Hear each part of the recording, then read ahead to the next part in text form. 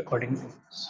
हाँ जी, बात करिए ना कि डोमेन क्या है इसका, रियल नंबर, रेंज भी क्या है इसकी, रियल नंबर x0 तो y भी 0, x1 तो y1, x2 तो y2, x3 तो y3, x-1 तो y भी -1, x-2 तो y भी -2।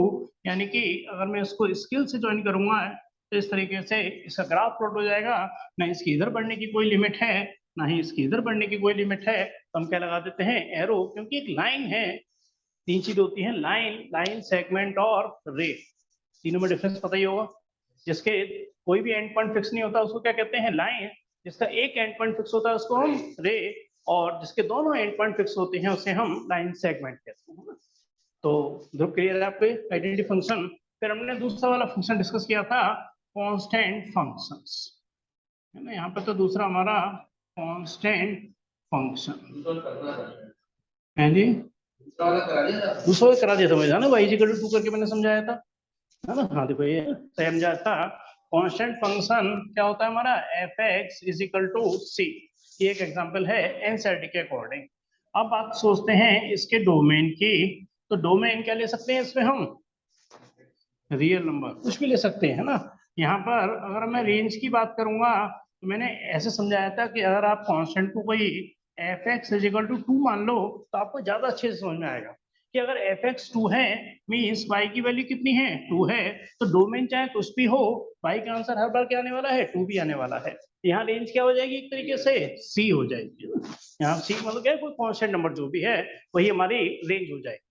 अब बात आ रही है इसके ग्राफ प्लॉट करने की, है ना। ये हमारी क्या हो गई, यहाँ से x डैश, ये क्या हो गई हमारी y डैश, ये क्या हो गई हमारी ओरिजिन। अब x की वैल्यू कुछ भी ले लो, y की वैल्यू हमेशा क्या आने वाली है, c। सपोज करो c कांस्टेंट 2 है, मान के चलिए, तो x की वैल्यू 0 तो y की वैल्यू क्या होगी, 2। x की वैल्यू 1 तो y की वैल्यू क्या होगी, 2। x की वैल्यू 3 तो y की वैल्यू क्या होगी, 2। x की वैल्यू -1 तो y की वैल्यू क्या होगी, 2। जब आप इसका ग्राफ प्लॉट करेंगे आपको ग्राफ क्या दिखाई पड़ेगा, एक्स एक्सिस के पैरेलल, और ये डिस्टेंस क्या होगा, 2। और यहाँ कांस्टेंट मैंने c लिया है, तो ये डिस्टेंस क्या रिप्रेजेंट कर रहा है, यहाँ पर c को रिप्रेजेंट कर रहा है। और ये ग्राफ किसका है, y = c का ये ग्राफ प्लॉट। हाँ, अगर कोई भी फंक्शन एक्सटेंड करने के लिए कहेगा ना, तो आप फंक्शन का एग्जांपल लेंगे, इसका डोमेन बताएंगे, इसकी रेंज बताएंगे, इसका फंक्शन का ग्राफ प्लॉट करेंगे, है ना। सेक्शन ये रिपीट ही कराया मैंने, क्लियर है। कांस्टेंट फंक्शन और आइडेंटिटी फंक्शन। चलिए अगला नंबर बताइए जरा, एनसीईआरटी के अकॉर्डिंग कौन सा नंबर है, और एग्जाम्पल मेरे को याद है इन्होंने कौन कौन से लिए हैं। हाँ सेकंड, हाँ लिख लो, इसे लिख लो, केवल बता दो नंबर कौन सा था, थर्ड वाला। तब तक मैं उसको लिख लेता हूँ। पार क्या बताएंगे अगला नंबर कौन सा है एनसीईआरटी के अकॉर्डिंग, थर्ड फंक्शन कौन सा लिया है उन्होंने। वर्किंग नहीं इतनी याद है, इसमें वर्किंग इंपॉर्टेंट नहीं है, ये आपके समझाने के लिए बताया है कि y की वैल्यू हमेशा क्या आने वाली है, 2। चाहे x की वैल्यू हम कुछ भी ले लें तो ग्राफ हमेशा क्या आएगा, x एक्सिस के पैरेलल आएगा। जब भी y = कांस्टेंट होता है तो ग्राफ हमेशा x एक्सिस के पैरेलल होता है। अगर x = कांस्टेंट है तो ग्राफ हमेशा क्या होगा, y एक्सिस के पैरेलल होगा। आइडेंटिटी फंक्शन हो गया, कांस्टेंट फंक्शन हो गया, है ना। तीसरा क्या लिया है इन्होंने, पॉलिनोमियल फंक्शन, है ना। तीसरा जो इन्होंने डिस्कस किया गया यहाँ पर टाइप ऑफ फंक्शन में, वो है हमारा पॉलिनोमियल फंक्शन। इसके लिए इन्होंने जो एग्जाम्पल लिया है वो लिया है f(x) = x²। ये जो f(x) = x² है ना, हाँ जी, आधी याद आनी रहे क्या, हम तो आपका इंतजार कर रहे थे। कन्विंस नहीं है, है जी, तो कन्विंस नहीं है, स्कूटी नहीं है घर पे। अच्छा अच्छा, मैं तो रानी मैडम से ही बात कर रहा था, मैंने आधी आए थे क्लास के बाद एक टेस्ट उनको दे दिया था मैंने कि टेस्ट की तरह से ना भी करें तो इसको एक रिवीजन टेस्ट की तरह से करें, और मैं फिर डिस्कस करूंगा। तो फिर कैसी कम बात बनेगी आपकी क्लास के बाद, आओगे या नहीं उसके बाद। नहीं सर, आज नहीं आ पाऊंगा, स्कूटी नहीं है। चलो फिर तो, हाँ देखिए मैं टाइप ऑफ फंक्शन डिस्कस कर रहा हूँ। तीसरा फंक्शन लिया है हमने पॉलिनोमियल फंक्शन, और यहाँ एग्जाम्पल है f(x) = x² और y = x²। अभी आपको इसके बारे में ज्यादा आइडिया नहीं होगा, मैं आपको हल्का सा एक आइडिया देता हूँ। 11th क्लास में ही एक आप चैप्टर पढ़ेंगे कोनिक सेक्शन, है ना। 11th क्लास में एक चैप्टर है कोनिक सेक्शन, उसमें ये आप थोड़ा सा डिटेल में पढ़ेंगे, है ना। अभी मैं इसके ज्यादा डीप में नहीं जाऊंगा। कोनिक सेक्शन में हल्का सा एक आइडिया देता हूँ। सर्किल पढ़ते हो, पैराबोला पढ़ते हो, इलिप्स पढ़ते हो, हाइपरबोला पढ़ते हो, तो ये जो फिगर है ना, ये वाली, ये पैराबोला कहलाती है ना। ये फिगर कहलाती है पैराबोला। अभी आपको आइडिया नहीं है तो ज्यादा डीप में इसको कोनिक सेक्शन में ही पढ़ते हैं, है ना। अभी मैं एक एग्जांपल लेके चला है मैंने पॉलिनोमियल फंक्शन का fx = x², और आपको डिस्कस करेंगे अभी सिर्फ फंक्शंस के तौर पर, टाइप ऑफ फंक्शंस के तौर पर डिस्कस करेंगे। कोनिक सेक्शन में इसको पैराबोला के तौर पे हम पढ़ेंगे। बात आ रही है यहाँ पर इसके डोमेन की। हाँ, एक बार ट्विंकल भी ऑनलाइन है और आदि भी है। हाई डोमेन बता सकते हो ट्विंकल और आदि, आप में से कोई भी ऑनलाइन? आप भी जरा सोच के चलिए चारों लोग। Real number. बिल्कुल सही सोचा आपने। डोमेन क्या हो गया इसका? Real number. अब बात आ रही है इसकी रेंज की। रेंज का आंसर क्या होगा? रेंज का भी है जी, वो भी रियल नंबर होगा। Positive real number 0 to infinity। हाँ, क्या कह रहे थे आप? रियल नंबर यानी कि पॉजिटिव नेगेटिव सब आएगा। Positive real number.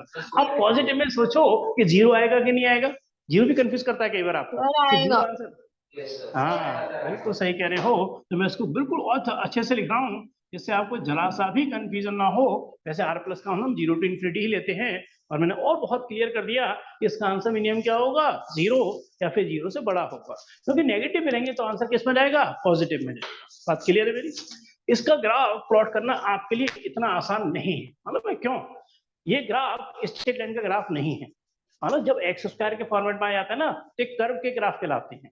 जैसे सर्किल है या एक कर्व है ना। ये पैराबोला मालूम है क्या होता है? पैराबोला इस तरह की इक्वेशन होती है, मतलब इस तरह का ग्राफ प्लॉट करता है। तो यानी कि कर्व के ग्राफ हैं, तो इसको ग्राफ प्लॉट करने में आपको थोड़ा सा कॉमन सेंस का यूज करना पड़ेगा, और मैं बताता हूँ आपको समझा करके कि इसका ग्राफ कैसे आएगा। यहाँ पर मैंने ये y एक्सिस है और ये हमारी x एक्सिस। ये हमारी हो गई x डैश, ये हो गई हमारी y डैश, ये क्या हो गई हमारी ऑरिजिन। अब थोड़ा सा मैं बेटर ये है आपको और अच्छे से समझाने के लिए एक छोटी सी टेबल यहाँ पर बना देता हूँ। हल्का सा मैं टेबल का फॉर्मेट ले लेता हूँ जिससे आपको और अच्छे से क्लियर हो जाएगा। यहाँ पर मैंने ले लिया x, यहाँ ले लिया y। हाँ, ये आंसर आप देंगे रहा। x की वैल्यू 0, तो y की वैल्यू क्या आएगी? 0। y की वैल्यू क्या आएगी? 0। x की वैल्यू 1, x की वैल्यू 2, 4, x की वैल्यू 3, 9। देखो बहुत ही बड़ा एकदम, यहाँ 3 का स्क्वायर 9 जा रहा है ना। अच्छा, x की वैल्यू -1 ली तो 1, वेरी गुड। -2 है ना, क्योंकि माइनस का स्क्वायर भी क्या हो जाएगा? पॉजिटिव। और अगर मैंने -3 ली तो 9। अब आपको एक बात का तो अंदाजा लग रहा है कि y की वैल्यू यानी कि fx की वैल्यू नेगेटिव में नहीं जा रही। y की वैल्यू नेगेटिव कब होती है? जब ग्राफ इससे नीचे जाएगा। हाँ, समझना, यानी कि ये वाला पार्ट मेरे लिए किसी काम का नहीं है। काम का नहीं मतलब ग्राफ इस पर जाएगा ही नहीं, क्योंकि y की वैल्यू नेगेटिव आएगी नहीं। क्योंकि यहाँ पर आ गया तो y की वैल्यू क्या हो गई? नेगेटिव। क्या होता है ये? Plus minus. ये कौन सा ग्राफ होता है? इसमें कौन सा पार्ट आते हैं? माइनस माइनस, यानी कि y की वैल्यू नेगेटिव आनी नहीं है, तो ग्राफ इन दोनों पोर्शन में तो जाना ही नहीं है। ठीक, y की मिनिमम वैल्यू कितनी है? 0। और 0 भी कब है? जब आंसर x का भी 0 है। तो एक पॉइंट देखो, ये वाला प्लॉट कर दिया मैंने कि जब x 0 है तो y भी क्या है? 0 है। x की वैल्यू 1 है तो y की वैल्यू क्या हो गई? 1। x की वैल्यू -1 है यहाँ पर, तो भाई y की वैल्यू क्या हो गई? 1। समझा रहे पॉइंट? बाकी एक बार देख लेना, ये लॉजिक समझा रहे अच्छे से ना, बाकी फिर रटोगे तो मुश्किल हो जाएगा थोड़ा सा। 2 का स्क्वायर कर दिया तो क्या हो गया? सीधे 4। -2 का कर दिया कितना हो गया? 4। x पर जरा सा आगे बढ़ा 3 पे करते कितना चला गया? सीधे 9। ना स्क्वायर के फॉर्मेट में बन रहा है। इधर करा मैंने -3, अरे इधर -2 था ये, और -3, इधर 1 का गैप बड़ा है, मगर वैल्यू क्या हो गई? सीधे -2 की पहले 4 थी और -3 की वैल्यू क्या हो गई? सीधे 9 हो गई। तो यानी कि अंदर लग गया होगा यहाँ पर इस तरह से पॉइंट आने वाला है। क्लियर है मेरी? ये स्ट्रेट लाइन का ग्राफ नहीं है। तो जब आप इसका ग्राफ प्लॉट करोगे ना, तो आपको इस तरह का पैटर्न एक दिखाई देगा। आपको इस तरह का एक पैटर्न दिखाई देगा। ये ग्राफ किसका होता है? पैराबोला का ग्राफ कहलाता है, और जिसको आप कोनिक सेक्शन में हम डिटेल में पढ़ेंगे। इसका वर्टेक्स, इसका फोकस, इसकी लेंथ ऑफ टेट्रासेक्टम, वो अलग अलग चीजें होती हैं, तो जो अभी आपने पढ़ी नहीं है, इसका आपका कोई लिंक नहीं है अभी, तो इसको ज्यादा डिस्कस अभी नहीं कर रहे हैं ना। ये ग्राफ किसका हो गया? हमारा पॉलिनोमियल फंक्शन। एग्जांपल क्या लिया है हमने? y = x² या fx = x²। इसका डोमेन क्या है? रियल नंबर, और रेंज क्या है? पॉजिटिव रियल नंबर, यानी कि 0 to infinity। हाँ, क्लियर है आपको? कोई कंफ्यूजन तो नहीं जरा भी? चलिए अब बाकी बताएंगे। अगला कौन सा? ट्विंकल और आदि, आपको क्लियर है? Yes sir. कंफ्यूजन Yes, तो नहीं? चलिए आगे बढ़ेंगे फिर, है ना। क्लास को मैंने रिकॉर्डिंग में डाल दिया है, मैं क्लास को आपको ये शेयर भी करता हूँ, क्योंकि ऐसी चीज है कि आपको दोबारा भी कभी देखनी पड़ सकती हैं, और सक्षम के कहने पर हम ट्रिग्नोमेट्रिक फंक्शंस को भी आज डिस्कस करने की कोशिश करेंगे ना, टाइम थोड़ा मैनेज करके चलेंगे, आज ये खत्म हो जाए सीक्वेंस सीरीज, जो भी तो मुझे समझ नहीं आ पाएगी वो। कॉम्प्लेक्स नंबर तो मैं कॉम्प्लेक्स नंबर तो आप संडे को आ जाओ, मैं संडे को 2 घंटे में खत्म करा दूंगा। fx is equal to 3x का भी नहीं, अच्छा x के अच्छा हमने 2 ले रखे होंगे ना, तो एक ही बहुत है ना, एक ही बहुत है, सफिशिएंट है, बिल्कुल सही। अगला ग्राफ है चौथा वाला टाइप ऑफ फंक्शंस में रेशनल फंक्शंस, समझ आ रहा है, बहुत अच्छा वो है ये ग्राफ इसका, रेशनल फंक्शंस, है ना, यही था नाम इसका, रेशनल फंक्शन, ये ना ये वाला, नेक्स्ट वाला, फोर्थ वाला, हाँ ये रेशनल फंक्शंस, है ना। देखिए इन्होंने जो इसका एग्जांपल लिया हुआ है, जिसमें का एग्जांपल मेरे को याद है, इन्होंने कौन कौन से एग्जांपल ले रखे हैं एनसीईआरटी वालों ने, कि fx इज इक्वल टू क्या कर रखा है इन्होंने, 1/x, ये एक्सप्लेन किया है इस वाले फंक्शन को इस वाले एग्जांपल से। fx is equal to 1/x, यानी कि y इज इक्वल टू कितना हो गया, 1/x, और यहाँ से मैं इन सबको हटा रहा हूं और आपसे पूछूंगा मैं इसका डोमेन क्या है, बताइए इसका डोमेन क्या है, जानते हो आप बहुत अच्छे से, बहुत आराम से बता सकते हो। डोमेन निकालते समय 2 चीज का ध्यान रखो, कि डिनोमिनेटर में कहीं 0 ना आ जाए, एंड के अंदर कहीं नेगेटिव ना आ जाए, नेचुरल नंबर। हाँ जी ध्रुव, आपका क्या करना है? बिल्कुल सही, बिल्कुल सही, नेचुरल नंबर नहीं कहेंगे, इसमें 0 को हटाएंगे सिर्फ, है ना। नीचे नेगेटिव हो कोई दिक्कत नहीं है, नीचे पॉजिटिव में भी कोई वैल्यू हो पॉइंट में तो भी कोई दिक्कत नहीं है, 1.1 में कोई दिक्कत नहीं है, 1.2 में कोई दिक्कत नहीं है, 1.33 में कोई दिक्कत नहीं है। केवल दिक्कत एक जगह आएगी, जब x की वैल्यू 0 बन जाएगी, उस समय फंक्शन नॉट डिफाइंड हो जाएगा। बिल्कुल सही, डोमेन क्या हो गया, r माइनस, और ये कर्ली ब्रैकेट्स में 0 का मतलब सिर्फ और सिर्फ 0 हटा है और कोई नंबर नहीं हटा, यानी कि -∞ से लेकर +∞ तक इसका डोमेन है, बस सिर्फ और सिर्फ 0 को हटा दिया गया है। ठीक, अब बात आ रही है रेंज की। अगर आप रेंज नहीं सोच पाते कई बार डायरेक्ट, तो हम कहते हैं x को y के टर्म में लेके आओ, तो x y is equal to 1, तो x की वैल्यू अगर y के टर्म में लिखूंगा तो क्या लिखूंगा, 1/y। अब बताओ y की वैल्यू क्या नहीं हो सकती, बिल्कुल सही, तो रेंज भी क्या हो गई इसकी, रेंज भी सेम यही हो गई, i माइनस कर्ली ब्रैकेट्स में 0, यानी कि डोमेन और रेंज दोनों ही इसके क्या है, r माइनस कर्ली ब्रैकेट्स में 0, कर्ली ब्रैकेट्स में 0 का मतलब सिर्फ और सिर्फ एक नंबर हटाया गया है, 0। बात क्लियर है मेरी, कोई कंफ्यूजन नहीं इसमें डोमेन और रेंज को लेकर के। अब इसका ग्राफ समझ नहीं आ रहा, बहुत कॉम्प्लिकेटेड ग्राफ आपके लिए हो सकता है अगर आपने नहीं समझा तो, है ना। जरा समझना इसको बहुत जरा, क्योंकि बहुत सारे पॉइंट लेके समझाना पड़ता है, इतने सारे पॉइंट लूंगा तो पता चली क्लास से ही पूरी पॉइंट्स पे निकल जाएगी। मैं इसलिए आपको इसको लॉजिकली समझाऊंगा। यहाँ पर मैं एक्स की वैल्यू क्या नहीं ले सकता, 0 नहीं ले सकता, यानी कि ये वाला पॉइंट तो नहीं आने वाला ग्राफ, है ना।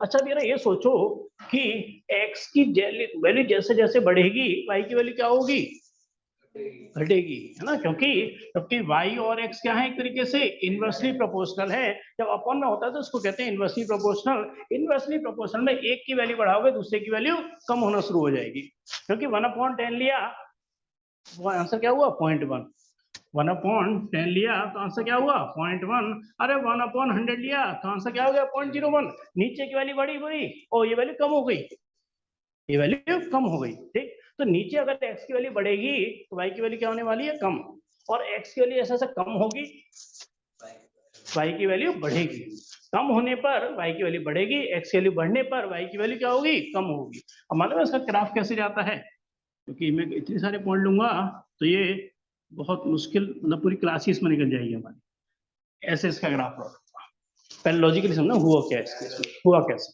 जैसे जैसे x की वैल्यू बढ़ती चली गई, बढ़ने का मतलब क्या हुआ, x की वैल्यू 1/100 ली, 1 क्या ली मैंने, 1000, तो क्या हो गई 0.001, मगर नीचे 0 नहीं है, नीचे 0 नहीं ले सकता, वैल्यू कम होती जा रही है, यानी कि वैल्यू क्या हो रही है y की, 0 के नजदीक आती जा रही है।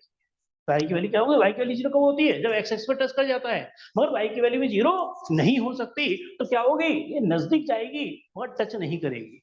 टच करने का मतलब उस पॉइंट पे y की वैल्यू क्या हो गई, 0, मगर y की वैल्यू 0 नहीं हो सकती। बात थोड़ी समझ आ रही लॉजिकली। x की वैल्यू क्या हो गई, कम हुई। अब जरा x की वैल्यू समझना, कम होने का मतलब क्या है, कि x की वैल्यू 0.1 हुई, x की वैल्यू मैंने क्या ली यहाँ पर 0.1, तो उसमें y की वैल्यू क्या हो गई? हाँ जी, अगर x की वैल्यू 0.1 ली तो y की वैल्यू क्या हो गई यहाँ पर? 10। यहाँ पे y की वैल्यू क्या हो गई? 10। अब जरा थोड़ा इमेजिन करो इससे तो हो क्या रहा है। ये ग्राफ थोड़ा इमेजिनेशन का ग्राफ है एक तरीके से। मैंने x वैल्यू और कम ले ली, 0.1 से और नजदीक आ गया जीरो के, यानी क्या ले ली मैंने एक तरीके से 0.01। तो y की वैल्यू देखो हल्का सा पॉइंट का फर्क पड़ा है, y की वैल्यू 10 से हट के सीधे कहां चली गई? 100 पे चली गई। और मैंने x की वैल्यू और कम ले ली, यानी कि 0.001 ले ली, तो y की वैल्यू सीधे क्या हो गई? 1000 पे पहुंच गई। यानी कि x की वैल्यू जैसे जैसे जीरो के नजदीक आ रही है, मगर जीरो नहीं हो सकती क्योंकि x वैल्यू जीरो में नहीं ले सकता, मगर जैसे ही मैंने जीरो के नजदीक लेके गया y की वैल्यू बहुत तेजी से ऊपर की ओर जा रही है, यानी कि पॉइंट में इधर ही कम होती है, y की वैल्यू क्या होती है? 10 गुना बढ़ जाती है। 10 गुना यानी 10 का 10 गुना कितना हो गया? 100। 100 का 10 गुना कितना हो गया? 1000। यानी कि और पॉइंट कम करूंगा तो ये वैल्यू 1000 से क्या हो जाएगी? सीधे 10,000। 10,000 से क्या हो जाएगी? लाख। और लाख से क्या हो जाएगी? सीधे 10 लाख। यानी कि जैसे जैसे हल्का सा पॉइंट कम करते जाऊंगा y की वैल्यू लाखों में ऊपर चली जाएगी, यानी कि y का ग्राफ बहुत तेजी से ऊपर की ओर उठ जाएगा। बात समझ आई आपके पास की है? आपके वरुण ये ग्राफ समझ नहीं आता अगर आपको कोई एक्सप्लेन ना करे तो। नहीं मतलब कोई भी एक्सप्लेन करेगा तभी समझ में आएगा ना, खुद इतना इमेजिन नहीं कर पाओगे ग्राफ ऐसे क्यों वेरी कर रहा है। अभी ग्राफ पूरा नहीं हुआ, पहले बताओ यहाँ तक क्लियर है? हाँ जी, अब मैं एक बार उनसे पूछ लेता हूँ ऑनलाइन जो भी हैं, आदि और यस सर। ट्विंकल की बात क्लियर है? ग्राफ जो समझ में आ गया मेरा ये वाला? Yes sir. यस। मगर ग्राफ अभी कंप्लीट नहीं हुआ है, ध्यान रखना, ग्राफ अभी कंप्लीट नहीं हुआ है। मानो क्यों नहीं कंप्लीट हुआ? मैं इसको दोबारा हटा रहा हूँ यहाँ से। अब बात ये भी तो हो सकती है कि मैं x की वैल्यू किस में लेना शुरू कर दूं? नेगेटिव में। अरे रियल नंबर में सब कुछ हो सकता है ना, केवल जीरो को ही तो हटाया है, नेगेटिव को थोड़ी हटाया है। x की वैल्यू अगर नेगेटिव में है तो पहले ये सोचो कि x की वैल्यू नेगेटिव है तो y की वैल्यू किस में आएगी? नेगेटिव में आएगी, यानी कि ग्राफ इस वाले क्वाड्रेंट में नहीं जाएगा। क्यों नहीं जाएगा? अरे इसमें x नेगेटिव है तो y पॉजिटिव है, और ऐसा होगा ही नहीं। x पॉजिटिव है तो y भी क्या होगा? पॉजिटिव। x नेगेटिव है तो y भी क्या होगा? नेगेटिव। यानी कि ग्राफ ना तो इस क्वाड्रेंट में जाएगा ना इस क्वाड्रेंट में जाएगा। कोई टीचर ऐसे नहीं चेक करेगा इतना ज्यादा डीपली है कि वो लाइन मतलब इतने में लोग लॉजिक चेक करते हैं। अगर आपने ग्राफ इस वाले क्वाड्रेंट में इस वाले क्वाड्रेंट बता दिया तो लॉजिकली ग्राफ गलत हो, क्योंकि x की वैल्यू नेगेटिव है तो y की वैल्यू क्या होगी? नेगेटिव। सेम प्रोसीजर यहाँ पर काम करेगा कि जैसे जैसे कम होती जाएगी y की वैल्यू क्या हो जाएगी? बढ़ती चली जाएगी, और जैसे जैसे x की वैल्यू बढ़ती जाएगी y की वैल्यू कम होती चली जाएगी। यानी कि जैसे ग्राफ इधर है वैसा ही सेम ग्राफ इधर आने वाला है। यही इसका आंसर है, क्योंकि बस नेगेटिव में चला जाएगा। बात क्लियर है मेरी? नहीं कोई कंफ्यूजन तो नहीं? चलिए ये ग्राफ हो गया हमारा रेशनल फंक्शन का। अगला ग्राफ बताएंगे कौन सा है? Modulus function. जैसे सक्षम पूछ रहे थे एक बार मेरे से कि मॉड्यूलस फंक्शन होता क्या है, तो मैंने सिंपल भाषा में अगर कहा था मॉड्यूलस फंक्शन का मतलब क्या होता है। हाँ, तो मॉड्यूलस फंक्शन की मिनी वैल्यू क्या हो सकती है? जीरो, है ना। जीरो नेगेटिव में नहीं आता। मॉड के अंदर जीरो है तो आंसर क्या आएगा? जीरो। मॉड के अंदर -1 है तो 1, मॉड के अंदर -2 है तो +2, है ना। मॉड का आंसर कभी नेगेटिव में नहीं आता। मैं ये नहीं कहता कि जीरो नहीं आएगा, नेगेटिव नहीं आएगा कभी।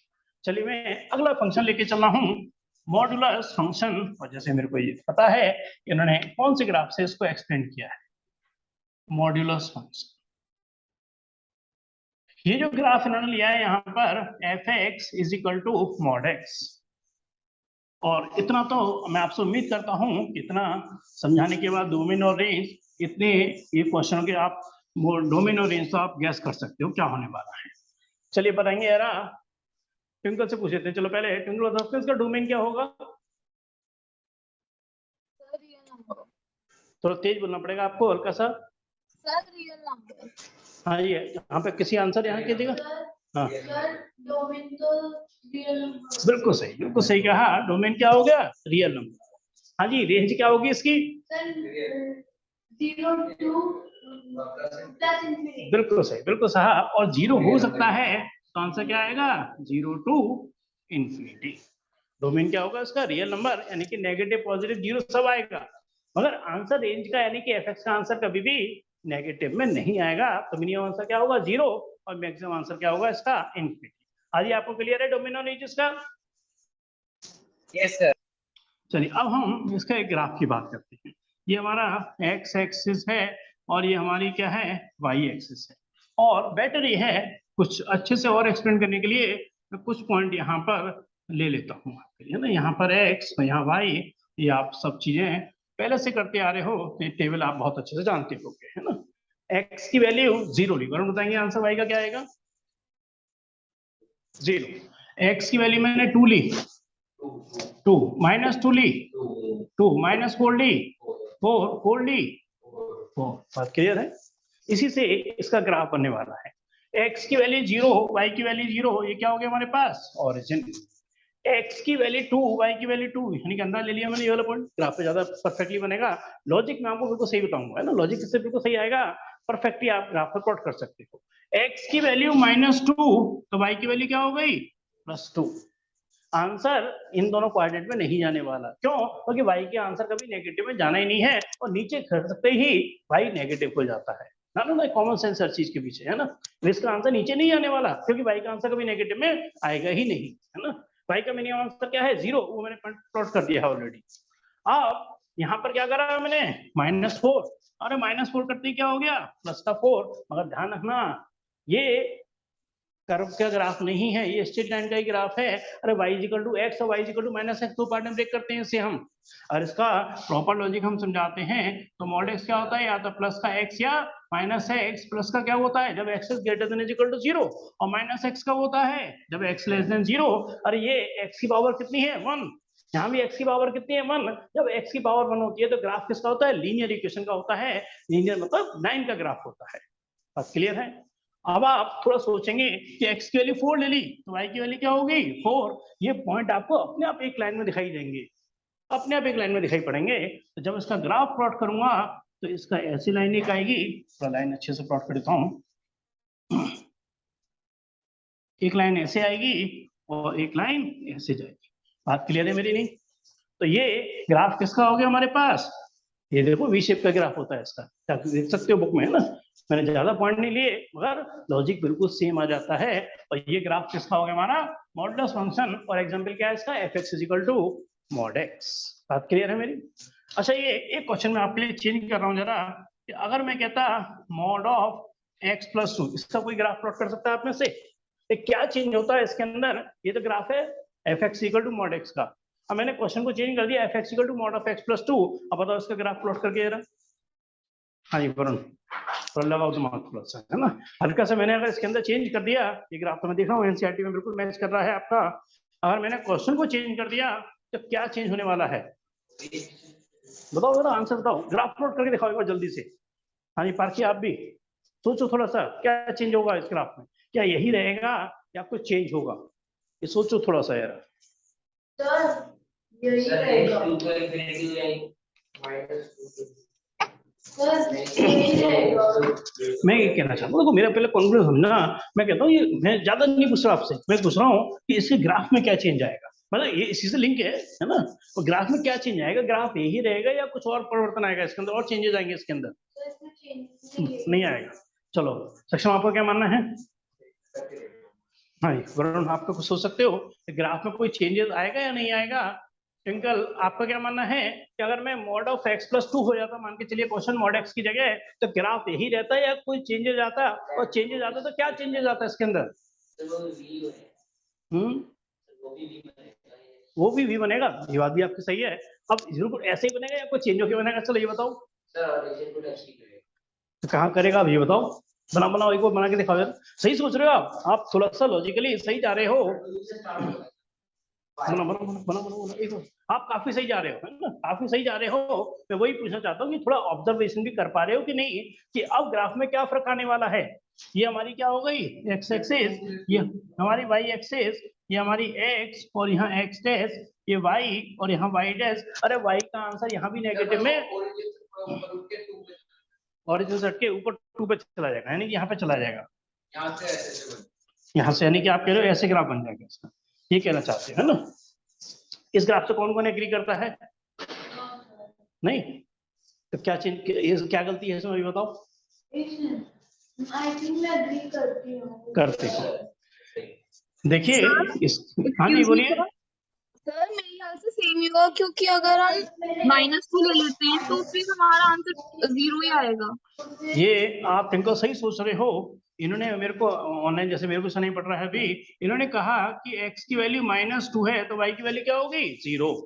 अब y की वैल्यू 0, x इक्वल टू 0 पे 0 नहीं है, एक y की वैल्यू 0 किस पर है -2 पर, और -2 कह रहा होगा यहाँ पर, यानी ग्राफ तो प्लॉट होगा और वो ऐसे जाएगा इस पर, क्योंकि y की वैल्यू 0, x इक्वल टू -2 पे है, और y की वैल्यू 0 का मतलब x एक्सिस पर टच करेगा वो पॉइंट। मगर y की वैल्यू 0 कब है, जब x की वैल्यू यहाँ पर क्या पुट होगी -2, मगर x की वैल्यू 0 करने पे y की वैल्यू क्या होगी, x की वैल्यू 0 पुट करूंगा तो y की वैल्यू क्या होगी इस टाइम 2। अरे ये वाला पॉइंट क्या रहा होगा 0,2, यानी कि अब ग्राफ ओरिजिन से 2 यूनिट के ऊपर से होके जाएगा। अब ग्राफ यहाँ से पास नहीं हो, मतलब यहाँ से स्टार्ट नहीं हो रहा, मगर यहाँ से होके जाएगा, क्योंकि x की वैल्यू जब मैं 0 पुट करूंगा तो y की वैल्यू 2 आएगी। तो ग्राफ स्टार्ट होगा इस वाले पॉइंट से, इधर जाएगा लेफ्ट को, इधर जाएगा पॉजिटिव की तरफ, मगर ये वाला इसका स्टार्टिंग पॉइंट होगा एक तरीके से, है ना। क्यों, क्योंकि -2 होने पर y की वैल्यू 0 बनेगी। सर ऐसे स्ट्रेट नहीं बनना चाहिए। कैसे बताओ, तुम बताओ।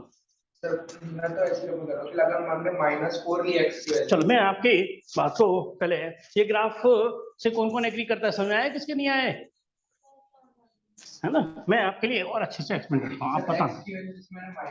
चलो मैं यहाँ लिख देता हूँ ना, अच्छे से, बहुत अच्छे से समझाऊंगा। जब आप क्वेश्चन क्रिएट कर रहे हो तो उसको ज्यादा अच्छे से हमें एक्सप्लेन करना पड़ेगा। हाँ, x की वैल्यू क्या ली आपने -4, तो y की वैल्यू क्या हो गई -2। x की वैल्यू -4 पुट करो तो मॉड में कितना हो गया -4 + 2, यानी कि y क्या होगी 2 होगी। तो यानी कि x की वैल्यू -4 होगी तो y की वैल्यू 2 यहाँ पर आएगी, यानी कि पॉइंट यहाँ पर आएगा कहीं पर भी, है ना। तो y की वैल्यू 0 कब होगी, जब x की वैल्यू -2 होगी। तो y की वैल्यू 0 कब होती है, x एक्सिस पे होती है, और नीचे ग्राफ जा नहीं सकता, क्योंकि y की वैल्यू हमेशा नेगेटिव में नहीं आने वाली। y की मिनिमम वैल्यू क्या होगी, यहाँ से 0। क्लियर है मेरी बात। चलिए, ट्यूबवेल ने थोड़ा आइडिया सही दिया था, है ना। यहाँ होते तो शायद ग्राफ भी प्लॉट कर सकते थे सही। आदि आपको समझ में आ गया कि ग्राफ ऐसे क्यों चेंज हो गया। Yes sir. चलिए अगला देखते हैं, नेक्स्ट। हाँ, बताएंगे नेक्स्ट कौन सा है। मॉडुलस फंक्शन के बाद शायद सिग्नम फंक्शन आता है। नहीं नहीं, वो तो शायद बाद में होगा, उससे पहले हाँ सिग्नम होगा ना। हाँ वही सिग्नम फंक्शन आता है। उसके बाद आता है 5वां आपका सिग्नम फंक्शन। सिग्नम फंक्शन, अब पहले मैं सिग्नम फंक्शन के नाम से शायद कुछ नहीं समझ होगा, नाम भी शायद आपने पहली बार ही पढ़ा होगा सिग्नम फंक्शन। तो सिग्नम फंक्शन होता क्या है, पहले मैं वो लिखूंगा और फिर इसके ग्राफ को भी हम एक्सप्लेन करेंगे, और उसके बाद ट्रिग्नोमेट्री के भी ग्राफ डिस्कस करेंगे। तो आज की क्लास में पूरी हमारी ग्राफ में ही निकल जाएगी, मगर नेक्स्ट क्लास से हम फिर नया चैप्टर स्टार्ट करेंगे। Signum functions, signum function f(x) के 3 आंसर होते हैं, या तो 1 होगा, या 0 होगा, या -1 होगा। 1 कब होता है, जब x की वैल्यू ग्रेटर देन 0 होती है। 0 कब होती है, जब x की वैल्यू 0 होती है। और -1 कब होती है, जब x की वैल्यू लेस देन 0 होती है। कुछ चीजों तो ऐसे समझाते हैं, है ना। कुछ टीचरों का समझाने का और दूसरा तरीका भी है। f(x) = कितना होता है, mod x बटे x, जब x is not is equal to 0, 0 when x is equal to 0। कुछ टीचर इसको ऐसे समझाते हैं, कुछ टीचर्स को ऐसे। मैं दोनों तरीके से बता रहा हूँ आपको, है ना। अरे दोनों का मतलब एक ही है। तो एक बार ध्यान देना, बहुत अच्छे से, अच्छा क्वेश्चन है कि x की वैल्यू 0 है तो y की वैल्यू क्या होगी, साफ कह रहा है, ठीक। अब जरा समझना कि x की वैल्यू 0 नहीं है। अब 0 नहीं है तो दो केस हो सकते हैं, या तो पॉजिटिव होगी या फिर क्या होगी, नेगेटिव होगी। तो मैंने ग्राफ यहाँ पे लिखा f(x) = mod x बटे x, और 0 नहीं है, और 0 से बड़ी क्या ली मैंने, पॉजिटिव ले ली। सपोज करो मैंने x की वैल्यू 2 ली, बताइए f(x) का आंसर क्या आएगा। मैम बिल्कुल ठीक, यानी कि कितना हो गया, mod 2 बटे 2, यानी कि 2 बटे 2 आंसर क्या हो गया 1। मगर कब, जब x की वैल्यू 0 से बड़ी थी। अरे 0 से बड़ी में आप 0.1 भी पुट कर दो तो भी मुझे कोई दिक्कत नहीं है। अरे 0.1 अपॉन 0.1 क्या बनेगा आंसर, 1 ही बन जाएगा। आप क्लियर है, ये और ये दोनों लॉजिकली बात एक ही, है ना। अगर x की वैल्यू क्या है, 0 से छोटी है, 0 से छोटी, मैंने मॉड के अंदर क्या लगा दिया -1, और नीचे क्या लगा दिया -1। हाई करो, इसका आंसर क्या आएगा, आज थोड़ा एक्टिव हो। आंसर क्या आएगा इसका? -1। क्यों?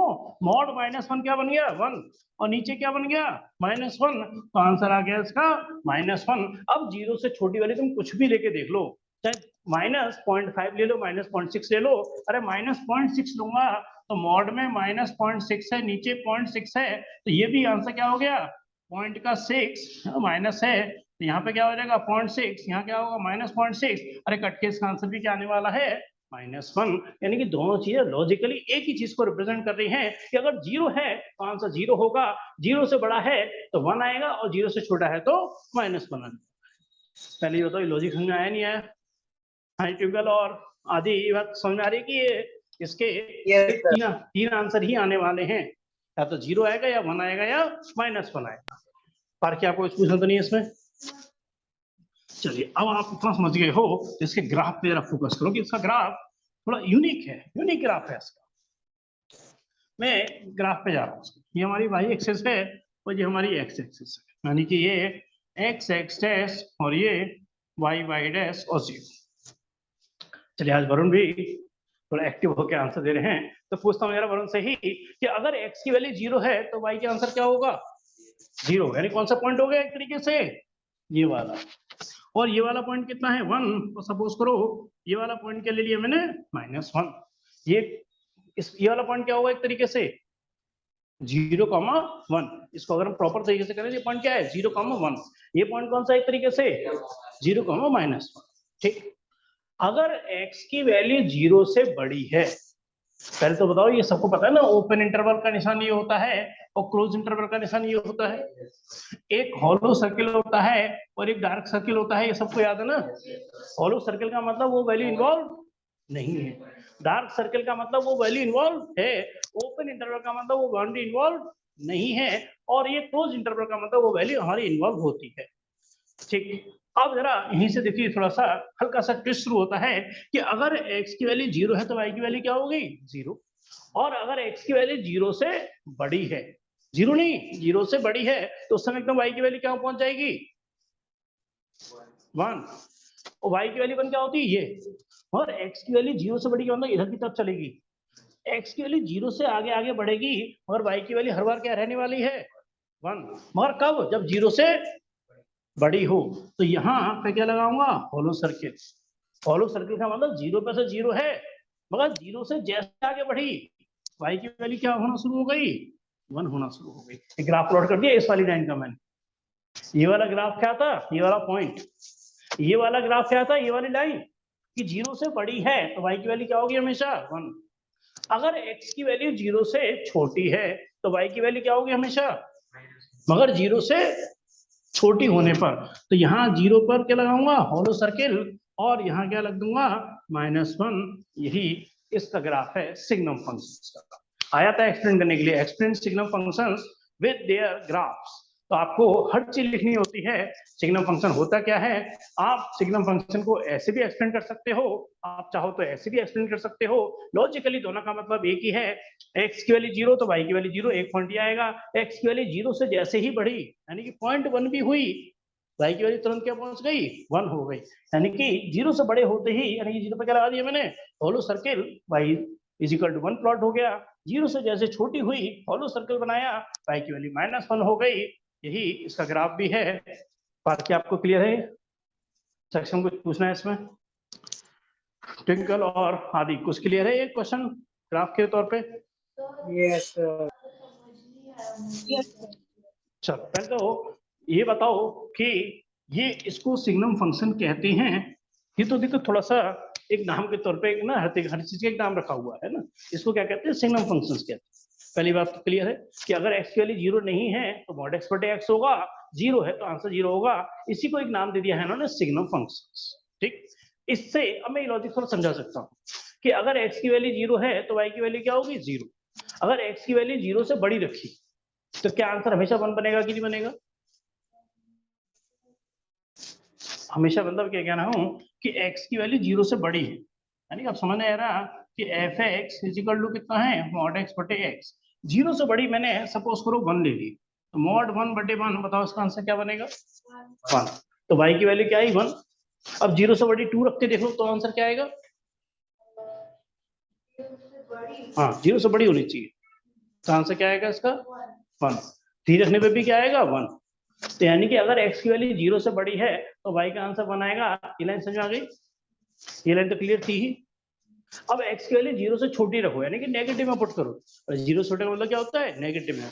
तो मैंने नेगेटिव में पुट करी तो मॉड में -1 और नीचे कितना हो गया? -1। अब बताओ मॉड 1 का आंसर, मॉड -1 का आंसर क्या बनेगा? मॉड का आंसर कभी नेगेटिव में नहीं आता, उसको क्या बना दो? पॉजिटिव बना दो। यानी कि कितना हो गया? 1/-1। ये आंसर -1 आया नहीं आया? अब मैं कह रहा हूँ 1 की जब -1 की जगह -2 पुट कर दो तो भी आंसर क्या आएगा? -1 ही आएगा। यानी कि अगर मैं x के लिए 0 से छोटी पुट करूंगा नेगेटिव में कुछ भी, y का आंसर हमेशा -1 ही आएगा। पहले बताओ इस बात से एग्री करते हो कि नहीं? समझ गए? उसका ग्राफ समझ आ गया कि 0 होने पर आंसर क्या हो गया? 0। अरे 0 से जैसे ही बढ़ा, अब 0 से बढ़ने पे सीधे 1 नहीं आएगा। अरे 0 से बड़ा तो 0.1 भी है, 0 से बड़ा तो 0.0001 भी है।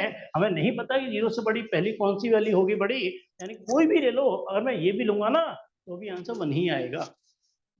क्लियर है कि नहीं? अरे मॉड में क्या लगाऊंगा? 0.001 और नीचे कितना हो जाएगा? 0.001, यानी कि सेम से कट के क्या आ जाएगा? 1। यानी कि 0 से जैसी वैल्यू बड़ी हुई जरा सी, y की वैल्यू 1 चलना शुरू हो गई। और चली कब तक चलेगी? पॉजिटिव इन्फिनिटी तक चलेगी, क्योंकि पॉजिटिव 0 का मतलब क्या हो गया? 0 to इन्फिनिटी, मतलब 0 से बड़े होने पर, है ना? और 0 से छोटे होने पे वैल्यू क्या हो गई? -1। तो 0 से जैसी छोटी हुई, यानी कि हॉलो सर्कल लगाया मैंने 0 पर, वैल्यू क्या हो गई? सीधे -इन्फिनिटी तक जा रही है। हाँ जी, क्लियर है टिंकल? समझ में आ रहा है ये ग्राफ आपके? थोड़ा कॉम्प्लिकेटेड है मगर मैं उम्मीद करता हूँ समझ में आ गया होगा, है ना? फिर भी घर पे आके देखना एक बार, कोई दिक्कत है तो नेक्स्ट क्लास में फिर डिस्कस कर लेंगे, है ना? चलिए नेक्स्ट हमारा कौन सा है इसके बाद? Greatest uniform. ये थोड़ा और कॉम्प्लिकेटेड है, ये थोड़ा आपको और मुश्किल लगेगा। और मैं आपको सजेस्ट करूंगा थोड़ी देर के लिए लिखना मत, क्लास रिकॉर्डिंग पर भी है, लिखा तो सब कुछ बुक में भी है ना, बात समझने की आती है सारी। ग्रेटेस्ट इंटीजर फंक्शंस क्लास मैंने, इसलिए मुझे मालूम था ये चीज ऐसी है कि रिपीट करनी पड़ जाती है हमें, तो इसलिए मैंने क्लास को रिकॉर्डिंग पर डाल दिया है। मैं आपको शेयर कर दूंगा, एक बार घर जाकर के आप इसे देखेंगे। ये word greatest integer function 12th में भी कई जगह इस्तेमाल होता है, डिफरेंशियल में भी, इंटीग्रल में भी। किसी को आइडिया है तो इसके बारे में बता सकते हैं यार? ये ग्रेटेस्ट इंटीजर फंक्शन होता क्या है? पहले तो इसका हर चीज का एक सिंबल होता है, f(x) इज इक्वल टू, और कहीं पर भी ऐसा लिखा हुआ है ना, ये किसका सिंबल है यहाँ पर? ग्रेटेस्ट इंटीजर फंक्शन, है ना? f(x) इक्वल टू अगर ऐसे करके लिखा हुआ है तो ये सिंबल किसका है हमारा? और लिखा रहता है कि लैंग्वेज भी लिखी रहती है, तो ये यहाँ पर किसको रिप्रेजेंट कर रहा है? ग्रेटेस्ट इंटीजर फंक्शन को रिप्रेजेंट कर रहा है, और लैंग्वेज भी लिखी रहती है। ग्रेटेस्ट इंटीजर की डेफिनेशन होती है, greatest integer which is less than or इस छोटी सी लेस देन और इक्वल टू x। इस छोटी सी लाइन में बहुत कुछ मीनिंग भी छुपा हुआ है। ग्रेटेस्ट की डेफिनेशन होती है greatest integer which is less than और इक्वल टू x। अब इसका मतलब समझाता हूँ, इसका मतलब क्या है कि f(x) इज इक्वल टू, मैंने 1 ले लिया तो इसका आंसर क्या आएगा? हमेशा 1 ही आएगा। पहली बात तो ग्रेटेस्ट इंटीजर का जो आउटपुट है वो हमेशा क्या आता है? एक इंटीजर ही आता है। इसका आंसर हमेशा क्या आएगा? एक आउटपुट इंटीजर ही आएगा। अब f(x) इज इक्वल टू मैंने लिख दिया 1.5।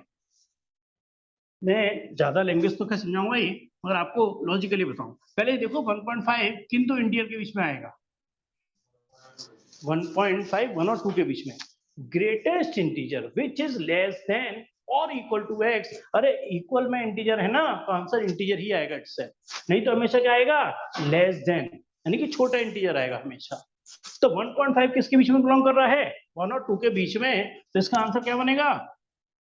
1। लोअर इंटीजर आता है हमेशा, हमेशा आंसर क्या आता है इसका? Lower integer. अगर मैं इसको 1.99 भी लिख दूं ना तो भी आंसर इसका क्या बनेगा? 1 ही बनेगा। यानी कि हमेशा इंटीजर है तो इंटीजर इटसेल्फ आएगा, और नहीं तो हमेशा क्या आएगा? लोअर इंटीजर आएगा। अब आपकी थोड़ा प्रेजेंस ऑफ माइंड चाहिए। मैंने लिख दिया -2.5, बताइए इसका आंसर क्या आएगा? इंटीजर क्या है तो आंसर माइनस, आइए आप बताओ। -3, बिल्कुल सही कह रहे हो। इसका आंसर क्या आएगा? -3। अब कैसे, ये देखो सोचना है, जीरो से पहले क्या आएगा? -1, -2, -3, -2.5 इन दो इंटीजर के बीच में बिलोंग करेगा, और इंटीजर है तो इंटीजर आएगा, नहीं तो लेस देन छोटा वाला इंटीजर आएगा, तो इसका इंटीजर क्या बनेगा? -2.5 होने की वजह से -3 इसका आउटपुट आएगा। यानी कि इसका आंसर हमेशा, मैं इसको फाइनल कंक्लूजन दे रहा हूँ कि ग्रेटेस्ट इंटीजर फंक्शन का मतलब क्या होता है। इसका आंसर हमेशा क्या आता है? इंटीजर आता है, मगर इंटीजर हमेशा क्या आएगा? लोअर वाला इंटीजर है। इंटीजर है तो आंसर इटसेल्फ इंटीजर ही आएगा, है ना। चलिए, अगर इतना सोच लिया, अब जरा थोड़ा दिमाग लगाना कि इसका डोमेन क्या होगा। डोमेन क्या होगा इसका? बिल्कुल सही, बिल्कुल सही। डोमेन क्या हो गया इसका? Real number. अब इसकी बता सकते हो रेंज क्या होगी? बिल्कुल ठीक, बिल्कुल सही सोचा उन्होंने। रेंज क्या होगी इसकी? इंटीजर। इंटीजर में जीरो भी आ सकता है, पॉजिटिव भी आ सकता है, नेगेटिव भी आ सकता है, मगर आंसर आएगा हमेशा क्या चीज? इंटीजर ही आएगा। बात क्लियर है मेरी? हाँ, ये पहले टिंगल और आदि को समझ आ रही है ग्रेटेस्ट फंक्शन? Yes sir. चलिए, अब बात आ रहे हैं इसको ग्राफ प्लॉट करने, है ना। इसकी ग्राफ, इसका ग्राफ थोड़ा सा कॉम्प्लिकेटेड है। ये हमारी वाई एक्सिस है, ये हमारी एक्स एक्सिस है ना। ये एक्स एक्सेस हो गया, और ये हमारी वाई वाई डैश हो गया। थोड़ा कॉमन सेंस से आंसर देना है इसका। ये कितना है? 0, ये 1 है, ये 2 है, ये 3 है, ये 4 है, 5 है, 6 है। यहाँ कितना है? -1 है, -2 है, -3 है, -4 है, -5। 1 है, 2 है, 3 है, 4 है। ये -1, ये -2, ये -3, ये -4। ग्राफ तो इसका एक लेडर तरह के बनता है। आप देखोगे अगर बुक में, एक लेडर जैसी बनती है इसकी, है ना, सीडी टाइप की बनती है इसके। मगर कैसे बनती है, कैसे आंसर आता है, उस पर फोकस करेंगे। अगर x की वैल्यू 0 है तो y की वैल्यू क्या होगी? 0 होगी। यानी कि बात तो क्लियर है। मगर y की वैल्यू 0 रहेगी कब तक? y की वैल्यू 0 कब तक रहेगी? y की वैल्यू 0 कब तक रहेगी? अगर 0.999 भी है तो भी आंसर क्या बनेगा इसका? 0 ही हो गया। बात क्लियर है मेरी? कि y की वैल्यू 0 कब तक रहेगी? जब तक x की वैल्यू 1 से कम है। क्योंकि अगर मैंने यहाँ पर 1 पुट कर दिया तो आंसर 0 नहीं रहेगा इसका। अब क्या आंसर हो जाएगा? 1 हो जाएगा। पहले थोड़ा उसको ऑब्जर्व कर पा रहे हो कि नहीं, कि y की वैल्यू 0 रहेगी, मगर कब तक? जब x की वैल्यू 0 से 1 से कम। यानी कि ग्राफ यहां से ऐसे चलेगा, डार्क लाइन चलेगी, मगर 1 पर क्या लगा दिया? Hollow circle. 1 पर क्या लगा दिया? Hollow circle. क्योंकि जैसे ही x की वैल्यू 1 हुई, y की वैल्यू ऊपर उठ जाएगी। यानी कि y की वैल्यू क्या हो जाएगी उस समय? 1 हो जाएगी। यानी कि ग्राफ 1 होते ही ग्राफ यहाँ ऊपर पहुंच जाएगा। क्लियर है? अब y की वैल्यू 1 कब तक रहेगी? जब तक उसकी वैल्यू 2 से छोटी है, 1.99 तक। यानी कि ग्राफ को कहां तक लेके जाओगे? 2 तक। और 2 पे क्या बनाएंगे? Hollow circle. क्योंकि जैसे ही 2 होगी, y की वैल्यू क्या पहुंच जाएगी? 2 पहुंच जाएगी। और 2 कब तक चलेगी? जब तक 3 से क्या है? छोटी है। अब समझ रहे होगे, लैडर टाइप की बन रही है, सीधी टाइप की बन रही है ना। और यहाँ पर देखो यार, अब 0 से छोटी है, 0 से छोटी है तो आंसर क्या होगा? अगर 0 से छोटी है, 0 से छोटी है तो आंसर क्या होगा? यहाँ पे देखो 0 से छोटी लगाओ, -0.5 लगाओ। हाँ जी, क्या आंसर रखा है इसका? हाँ, इसका आंसर क्या बनेगा? लोअर इंटीजर, यानी कि -1। मगर 0 से छोटी होने पर, तो 0 पर नहीं, 0 से छोटी होने पर y की वैल्यू क्या रहेगी? -1 तक रहेगी। जैसे ही x की वैल्यू -1 से छोटी होगी तो y की वैल्यू क्या हो जाएगी उस समय? -2 हो जाएगी। यानी कि यही इस तरह से लेटर यहाँ भी बन जाएगी, है ना। तो एक तरह से लेटर टाइप की शेप बन जाती है इसकी, मगर इसको समझना थोड़ा सा डीप में जाना पड़ेगा इसके ना। किसको बताओ? सुनो तो यहाँ से दोबारा सुनना है। x की वैल्यू 0 तो y की वैल्यू 0। x की वैल्यू 0 से बढ़ती गई 0.1, 0.2, 0.3, 0.9, तो 0.9 होती y की वैल्यू क्या रही हमारी? हाँ, 0 रही, है ना। अब x की वैल्यू जैसे ही 1 हो गई, एक्स की वैल्यू जैसे ही 1 हुई वाई की वैल्यू क्या हो गई, यानी कि 0 मतलब 1 पे क्या लगाया हुआ है ना, होलो सर्किल, क्योंकि ये पॉइंट मैच नहीं करेगा। अरे जैसे ही एक्स की वैल्यू 1 हुई वाई की वैल्यू +1 ऊपर पहुंच गई, क्या हो गई, +1 हो गई, यानी ग्राफ ऊपर पहुंच गया। क्लियर है? एक्स की वैल्यू 1 होते ही वाई की वैल्यू क्या हो गई, 1 हो गई। अब 1 से आगे बढ़ी, 1 से आगे बढ़ी 1.9, तो आंसर क्या रहेगा 1। और जैसे ही 2 हुई, यानी कि 2 पे क्या लगाया मैंने, होलो सर्किल, 2 पे 2 मैच नहीं करेगा आंसर। अरे जैसे ही 2 करेंगे वाई की वैल्यू क्या हो जाएगी, 2 हो जाएगी, यानी कि वैल्यू ऊपर पहुंच गई हमारी। बात क्लियर है मेरी? ये इसी तरह से नीचे बढ़ना है ना, ये लॉजिक थोड़ा थोड़ा सा डीप में जाना पड़ता है, मगर फिर भी मैं एक बार आपसे पूछ लेता हूँ, कहीं भी कहोगे तो एक्सप्लेन कर दो। बाकी पहले आपको समझ आए ग्राफ नहीं, और आपके ध्रुव और सक्षम, हाँ एक बार आदि और जरा उसका आंसर देंगे ना, ट्विंकल समझ में आया ग्राफ ये नहीं? Yes sir. चलिए तो अच्छी बात है। ये ग्राफ कई बार है ना स्टूडेंट के एक बार में समझ में नहीं आता, इसलिए मैं कभी डबल भी इसको डिस्कशन करना पड़ जाता है। और थोड़ा सा टाइम मेरे पास बचा है तो मैं ट्रिग्नोमेट्रिक फंक्शंस को थोड़ा सा एक्सप्लेन करता हूँ, और वो ऐसे कभी एक्सप्लेन करने के लिए आते नहीं हैं, मगर फिर भी पता नहीं चलता स्कूल वालों को कुछ भी दे सकते हैं, तो मैं थोड़ा सा शॉर्ट में उसको एक बार एक्सप्लेन करता हूँ, और आप कहोगे तो मैं किसी दिन उसको और अच्छे से टाइम लगा के भी एक्सप्लेन कर सकता हूँ। इसको बता दूं मैं जरा, हाँ ट्रिग्नोमेट्रिक वही भी कराऊँ, कई बार स्कूल का डिपेंड कर जाता है, 11th का मैटर अलग ही है। वैसे मैं एग्जाम के पॉइंट ऑफ व्यू से कहूँ तो ऐसा कभी आ गया नहीं है इन जनरल, मगर फिर भी कुछ पता नहीं चलता यार, है ना। जरा थोड़ा सा ध्यान देंगे यार, ट्रिग्नोमेट्रिक फंक्शन, ट्रिग्नोमेट्रिक का फंक्शन ही है ना, ट्रिग्नोमेट्रिक फंक्शन। हाँ जी, यहाँ पर मैंने एफ एक्स कौन सा लिया ग्राफ, यहाँ पर साइन एक्स का ग्राफ लेता हूँ। हाँ जी यार बताएंगे इसका जल्दी से यार, डोमेन क्या होगा?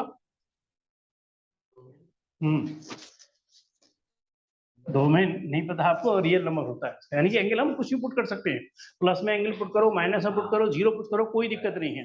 डोमेन क्या आ गया इसका, रियल नंबर। एक कभी शायद सोचा नहीं होगा ट्रिग्नोमेट्री इस फॉर्मेट में भी पूछी जा सकती है। ट्रिग्नोमेट्री 12th में इनवर्स करके भी पूछी जाती है, साइन इनवर्स कॉस इनवर्स आ जाता है वहां, अभी तो उल्टा होता है साइन का उल्टा कोसेक, एक इनवर्स फॉर्मेट में भी ट्रिग्नोमेट्री आती है, यानी कि एक ही चीज को बहुत डिफरेंट तरीके से सोचा जा सकता है। डोमेन क्या है उसका, रियल नंबर। मगर रेंज के बारे में शायद याद है तो अलग बात है, नहीं तो मैं बताता हूँ कि रेंज होती है इसकी -1 से +1, यानी कि इसका आंसर कभी -1 से छोटा नहीं आएगा साइन का, और +1 से कभी बड़ा नहीं आएगा। चाहे आप कितने बड़े एंगल पुट कर लो, वैल्यू केवल इन दोनों के बीच में ही वेरी करती है, यानी कि -1 से कभी छोटी नहीं आएगी, 1 से कभी बड़ी नहीं आएगी, है ना। ये इसकी रेंज होती है। बात आ रही है इसके ग्राफ को प्लॉट करने की, पुट करके लिख लेना, 100% बता रहा हूँ। ये क्या है हमारे पास 0, ये वैल्यू कितनी है 1, ये वैल्यू कितनी है -1। जरा सुनना यार थोड़ा सा, देखो लिखना मत, लिखना होगा लॉजिक समझ में नहीं आया कि मैं कैसे याद रखता हूँ, कोई मेरे लिए भी मतलब मैं क्या कोई भी ऐसे टीचर हो, इतनी चीजों को याद रखना भी लॉजिक से याद रख सकते हो आप, है ना, रट नहीं सकते किसी चीज को आप। साइन 0 की वैल्यू क्या होती है 0, साइन 90 की वैल्यू क्या हो जाती है 1, यानी कि 0 फिर क्या ले लिया मैंने π/2 का 90, π/2 का क्या ले लिया पाई, यानी कि 180, पाई प्लस π/2 यानी कितना हो गया 3π/2, 270 डिग्री, फिर कितना हो गया यहाँ पर 360 या 2π कुछ भी कह दो, फिर कितना होगा उससे पहले -π/2। साइन 0 की वैल्यू क्या होती है 0, और साइन 90 की वैल्यू क्या होती है 1, यानी ग्राफ ऐसे ऊपर बढ़ता है। साइन 90 की वैल्यू क्या हो गई 1, मैक्सिमम उसने अपनी वैल्यू एक्योर कर ली, वही देखा ना, ये कर्व के फॉर्मेट में आता है, स्ट्रेट लाइन नहीं है ना 1, और फिर 1 जैसे ही 90 से, अब देखो फिर देखो कैसे कितना लॉजिक इसमें चलता है। अब वैल्यू 90 से आगे जा रही है, पहली 90 से क्या जा रही है आगे जा रही है ना, तो अभी साइन क्या रहता है इसमें पॉजिटिव, यानी ग्राफ नीचे आना शुरू हो जाएगा। क्या हो गया 180, मगर ध्यान रखना साइन अभी पॉजिटिव ही है, क्योंकि ये क्या है एक्स एक्सिस वाई से ऊपर की तरफ चल रहा है, वाई की वैल्यू क्या है पॉजिटिव ही है। अब क्या ग्राफ हुआ, ग्राफ यहाँ तक पहुंच चुका है 180 तक, अब 180 से क्या जा रहा है 270, मगर इसमें साइन क्या होता है नेगेटिव, यानी ग्राफ नीचे आना शुरू हो जाएगा। और वो यहाँ 3π/2 यानी कि 270 पर, थोड़ा सा कर्व सही देता हूँ इसको जरा ऐसे, क्योंकि ये क्या करेगा यहाँ पर -1, इसकी साइन 270 की वैल्यू क्या होती है -1, यहाँ पर वैल्यू -1 होती है, चेक कर लेना इसकी जरा। फिर क्या होगा ग्राफ आगे बढ़ेगा, तभी नेगेटिव भी है, और यहाँ पर क्या हो जाएगा 360 पे आकर के 0 हो जाएगा, यानी कि साइन का ग्राफ इस तरह से कर्व के रूप में मूव करता है। अब तो एक फॉर्मेट बन गया, आप ऊपर ले जाओगे, नीचे ले जाओगे, और इधर नीचे ले जाओगे और फिर ऊपर ले जाओगे, यानी कि इस तरह से कर्व के फॉर्मेट में साइन का ग्राफ चलता है। लॉजिक थोड़ा सा आपको समझना होगा कि क्यों करता है ऐसे, कि साइन की मैक्सिमम वैल्यू क्या होगी 1, मिनी वैल्यू क्या होगी -1। अरे 1 से कभी ऊपर नहीं जाएगा और -1 से कभी नीचे नहीं आएगा। बात क्लियर है मेरी?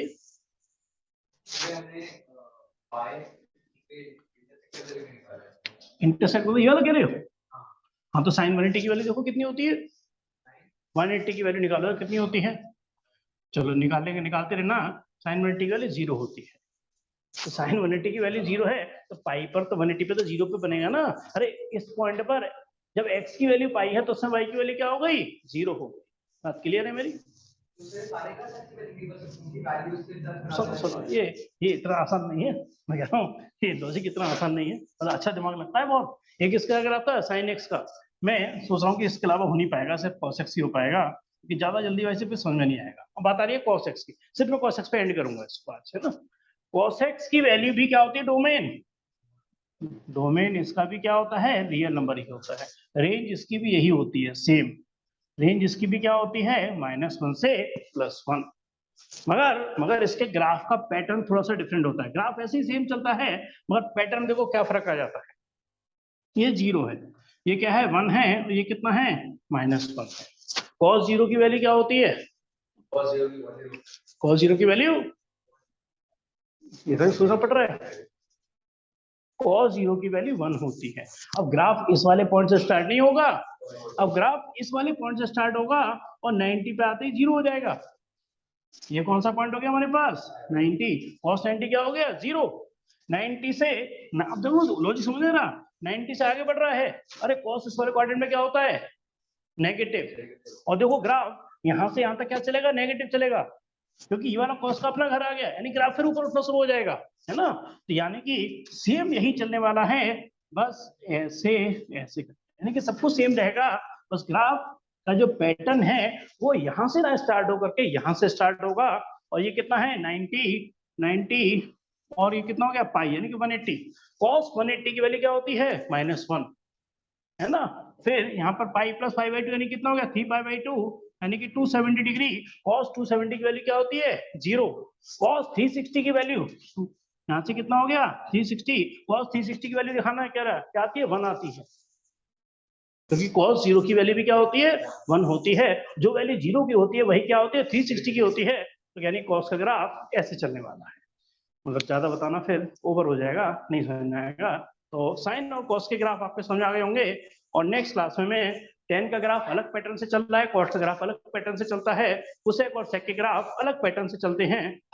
तो नेक्स्ट क्लास में हम उसको भी डिस्कस करेंगे आपसे।